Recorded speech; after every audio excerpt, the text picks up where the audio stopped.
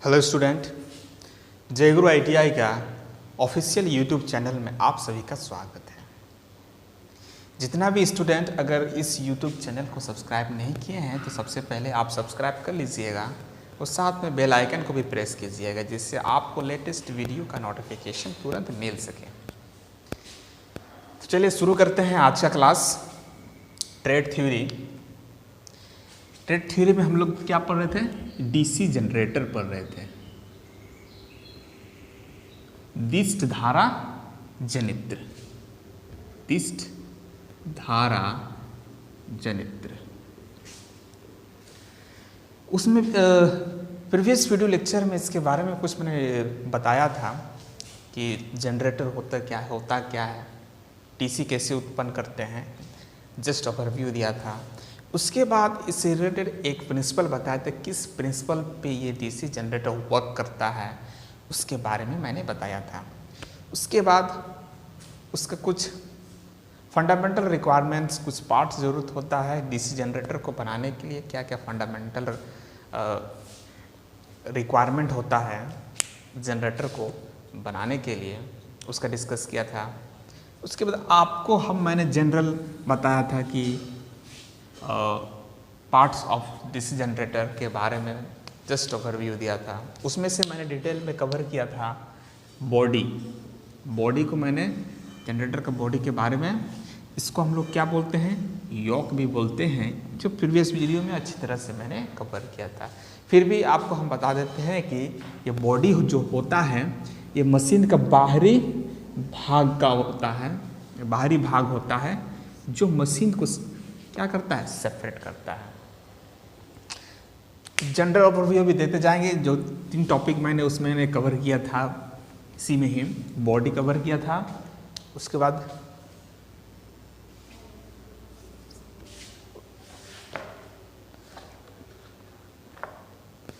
बाद field fall को मैंने कंप्लीट किया था। फील्ड होता क्या है, कितने प्रकार के होते हैं, इसमें भी मैंने 2 प्रकार बताया था। कौन कौन प्रकार बताया था? Laminated pole with shoe, laminated pole with shoe, और दूसरा मैंने बताया था मोल्डेड शू। क्या बताया था? मोल्डेड शू। इसके बारे में मैंने डिटेल में बता दिया था। अगर इसके बारे में डिटेल में जानना है तो प्रीवियस वीडियो में जस्ट क्लिक कीजिए और आप उसको वॉच कर दीजिए। जस्ट अभी मैंने क्या इसका ओवरव्यू दे रहा हूँ, इससे आगे बढ़ेंगे। उसके बाद बताया था आर्मेचर के बारे में। आर्मेचर होता क्या है, कैसा होता है, क्या चीज़ का बना हुआ होता है, इसके बारे में मैंने पढ़ रहा था। उसमें हम लोग एक स्लॉट इसमें यूज़ करते हैं। उस स्लॉट कितने तरह के होते हैं उसके बारे में भी बताया था। Open slot, semi close slot और क्लोज स्लॉट के बारे में डिटेल में जाना। आज इस वीडियो लेक्चर के माध्यम से इसके आगे इसी का बॉडी पार्ट्स, जनरेटर का पार्ट्स का ही आगे हम लोग पढ़ेंगे। The parts of DC generator का 3 टॉपिक मैंने कवर कर लिया है। आज हम लोग इस वीडियो लेक्चर में पढ़ेंगे कम्यूटेटर। कम्यूटेटर होता क्या है इसके बारे में हम लोग, कम्यूटेटर, इसका आकार कैसा होता है। कम्यूटेटर का आकार बेसिकली कैसा होता है? आकार इसका है वृत्ताकार। आकार कैसा है? वृत्ताकार। कम्यूटेटर का आकार बेसिकली क्या है? वृत्ताकार। और किस चीज़ का बना होता है? हार्ड ड्रॉन तांबे की मोटी पत्तियों की बनी होती हैं। और किसके बेस पे बनाया जाता है? बेकेलाइट के आधार पर कसकर बनाया जाता है, क्योंकि बेकेलाइट को बेस मान उसके ऊपर तांबे की मोटी पत्तियों को बनाया जाता है। इसको हम लोग जनरली इसको कह सकते हैं कि बना हुआ होता है हार्ड ड्रॉन तांबे के मोटे पत्तियों से, ये कम्यूटेटर। और पत्तियों के बीच में एक एयर गैप होता है। क्या होता है कम्यूटेटर में? आपको ये वो कम्यूटेटर फिगर में ज़्यादा अच्छा से दिखाई देगा। कि किस तरह से वो गैप है, एयर गैप बीच में रहता है, उस एयर गैप में हम लोग क्या भरते हैं, अवरक भरा हुआ होता है। और इसको स्थापित कहाँ करते हैं, किस पोजीशन पे होता है, ये आर्मेचर शाफ्ट होता है। आर्मेचर शाफ्ट में इसको एक साइड में आर्मेचर शाफ्ट का में इसको हम लोग प्लेस करते हैं। डीसी जनरेटर में हम लोग अब देखेंगे ब्रश एंड ब्रश होल्डर के बारे में। क्या देखेंगे, ब्रश एंड ब्रश होल्डर क्या है, क्या चीज़ का बना होता है, क्या कार्य है इसका, इसको हम लोग अभी समझेंगे। ब्रश तथा ब्रश होल्डर। सबसे पहले ब्रश के बारे में समझते हैं। ब्रश का उपयोग क्या है डीसी जनरेटर में। हम लोग समझ गए हैं कि डीसी जनरेटर क्या जनरेट करता है, ये विद्युत वाहक बल को पैदा करता है। और जब ये विद्युत वाहक बल किसमें पैदा होता है, आर्मेचर में, और आर्मेचर तो रोटेट करता है। तो जब रोटेट करता है तो उसको उस शाफ्ट में कनेक्ट करने के लिए जो यूज़ होता है उसको हम लोग क्या बोलते हैं, ब्रश बोलते हैं। और ये क्या चीज़ का बना होता है, जनरली हम लोग कार्बन ब्रश को यूज़ करते हैं। वो डिपेंड करता है कि छोटा मशीन है या बड़ा मशीन है, उसके हिसाब से हम लोग ब्रश यूज़ करते हैं। अगर छोटी मशीन होती है तो कार्बन ब्रश, और बड़ा मशीन होता है तो क्या होगा, कार्बन तथा तांबे का मिश्रण से बना हुआ ब्रश को हम लोग इसमें यूज़ करते हैं। इसका मुख्य कार्य जस्ट अभी मैंने बताया, क्या करता है, एक कम्यूटेटर के साथ फिसलता हुआ संपर्क बनाता है, जिससे कि आर्मेचर में जो विद्युत वाहक बल जो जनरेट हुआ उसको क्या करता है, बाहर निकालता है। तो वो शाफ्ट में कनेक्ट रहने के लिए, फिसलता हुआ कनेक्टेड रहने के लिए हम लोग क्या यूज करते हैं, ब्रश यूज करते हैं। और इसमें कम्यूटेटर से उस शाफ्ट का कम्यूटेटर पर ब्रश का दबाव कितना होता है, जिससे कि मेरा आर्मेचर का जो शाफ्ट है उसमें प्रॉपर कनेक्शन रहे हैं। तो किसके द्वारा उसको प्रेशर किया जाता है, उसके लिए एक स्प्रिंग पत्ती आता है जो उसको पकड़ के रखता है। और स्प्रिंग पत्ती का दबाव जो होता है कितना होता है, स्प्रिंग पत्ती का दबाव कितना होता है, उसका दबाव होता है 0.1 से 0.25 किलोग्राम प्रति वर्ग सेंटीमीटर। कितना, 0.1 से 0.25 किलोग्राम प्रति वर्ग सेंटीमीटर किग्रा प्रति वर्ग सेंटीमीटर, इसका उस स्प्रिंग पत्ती का दबाव रहता है। तो अभी हम लोग समझें ब्रश एंड ब्रश होल्डर के बारे में, कि ब्रश यूज़ जो करते हैं हम लोग क्यों यूज़ करते हैं, इसका मुख्य कार्य क्या है, इसको हमने समझा भी। अब हम लोग समझेंगे reason to use carbon brush. Carbon brush use करने का क्या रीज़न है। अभी जनरली हमने बताया कि छोटी मशीन में हम क्या यूज़ करते हैं, कार्बन ब्रश को यूज़ करते हैं, और बड़ी मशीनों में कार्बन तथा तांबे का मिश्रण से बनाया गया ब्रश को यूज करते हैं। तो हम लोग अभी कारण देखेंगे, कार्बन ब्रश प्रयोग करने के कारण क्या है, क्यों हम लोग कार्बन ब्रश को यूज़ करते हैं। तो चलिए देखते हैं कि क्या रीज़न है कि हम कार्बन ब्रश ही यूज़ करते हैं। Reason to use carbon brush. Reason to use carbon brush. Reason to use carbon brush.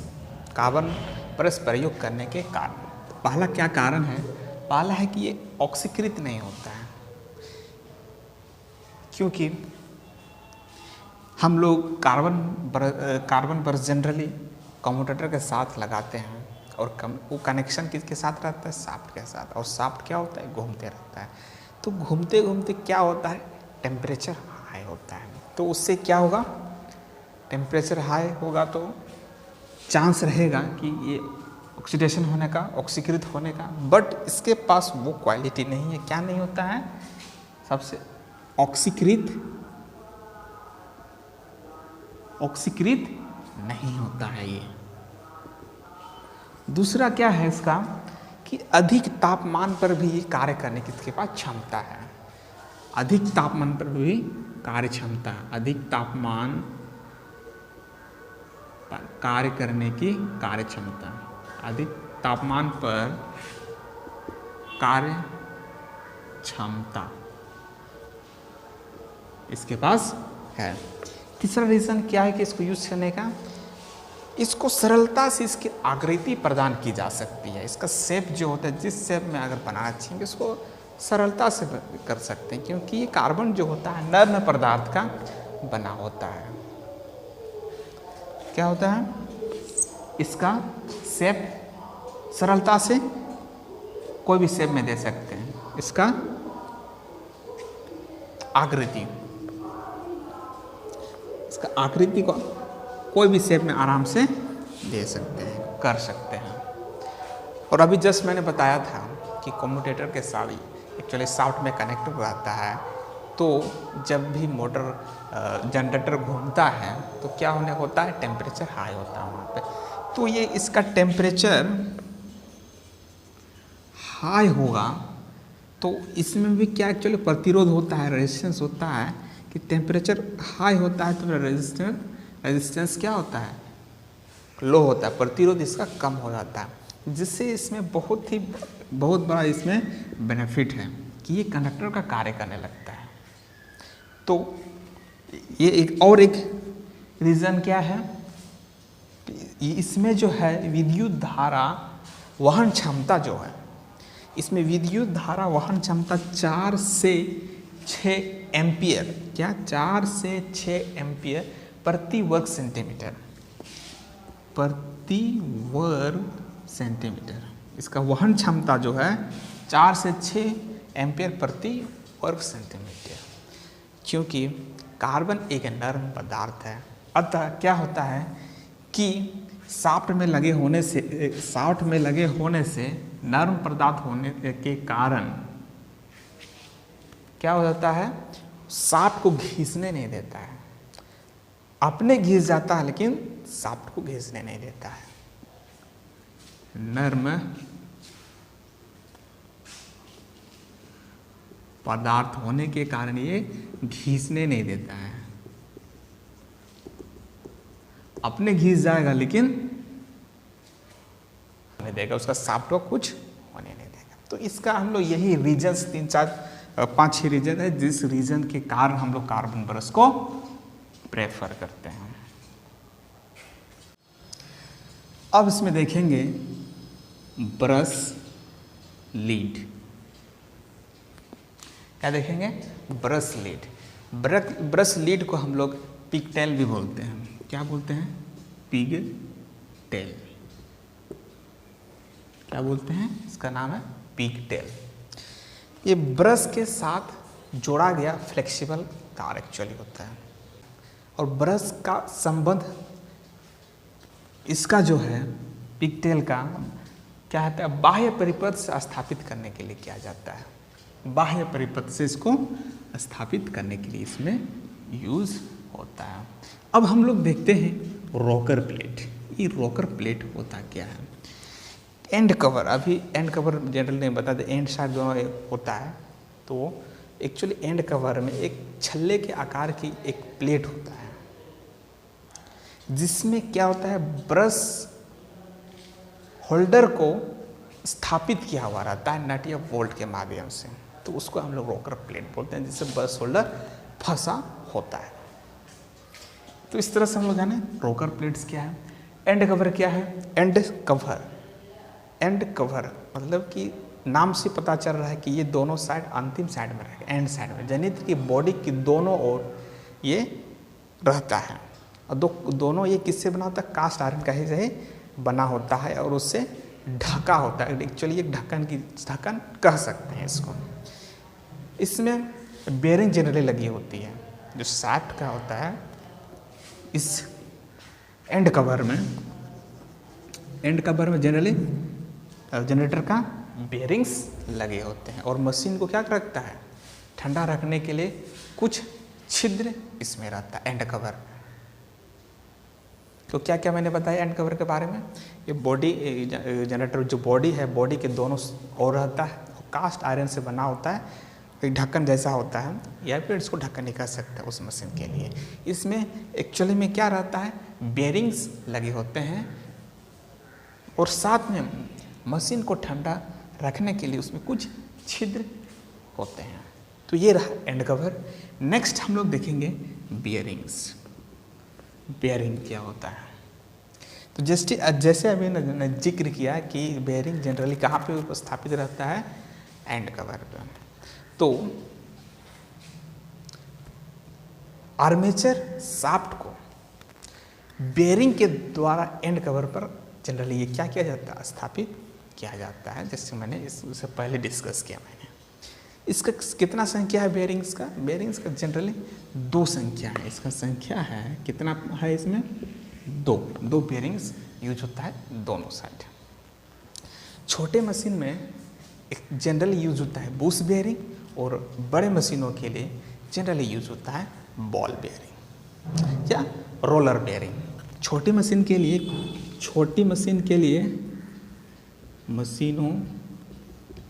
लिए कौन सा बेयरिंग यूज करते हैं, बुश बेयरिंग।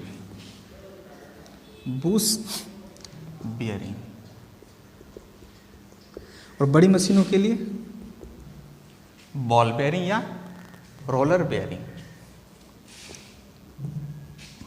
दिख रहा है, नहीं दिख रहा है, चलो बॉल बेयरिंग्स जनरली बड़ी मशीनों के लिए यूज होता है। अब देखेंगे शाफ्ट एंड पुली।